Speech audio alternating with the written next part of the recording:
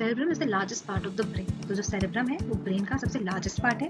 Cranial cavity को जो सबसे ज्यादा फिल करता है वो सेरेब्रम है। और ये कहाँ पे सिचुएटेड है?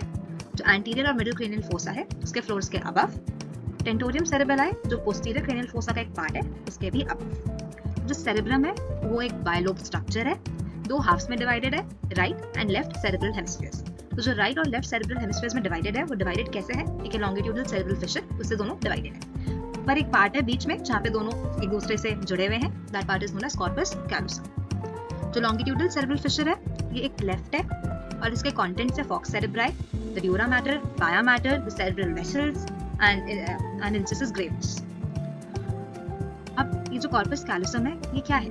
कॉर्पस कैलोसम एक लार्ज मास है व्हाइट फाइबर्स का जो दोनों सेरेब्रल हेमिस्फीयर्स को जॉइन कर रहा है। कौन से प्लेन में जॉइन कर रहा है? मीडियन प्लेन में जॉइन कर रहा है। अब होता क्या है, जो सेरेब्रल हेमिस्फीयर्स होते हैं वो जो बॉडी का जो एक्शंस होते हैं उससे कॉन्ट्रालेटरल होते हैं। सपोज आप राइट हैंडेड हो तो आपका लेफ्ट सेरेब्रल हेमिस्फीयर डोमिनेंट रहेगा, और यही अगर आप लेफ्ट हैंडेड हो तो आपका राइट सेरेब्रल हेमिस्फीयर ज्यादा डोमिनेंट रहेगा। सो दे वर्क कॉन्ट्रालेटरल। अब सेरेब्रल हेमिस्फीयर के कंटेंट्स क्या क्या है? तो जो सबसे आउटर लेयर है जिसको हम लोग सेरेब्रल कॉर्टेक्स बोलते हैं वो ग्रे मैटर से बना होता है। अब एक अंदर एक इनर मास है, किसका मास है? व्हाइट मैटर का।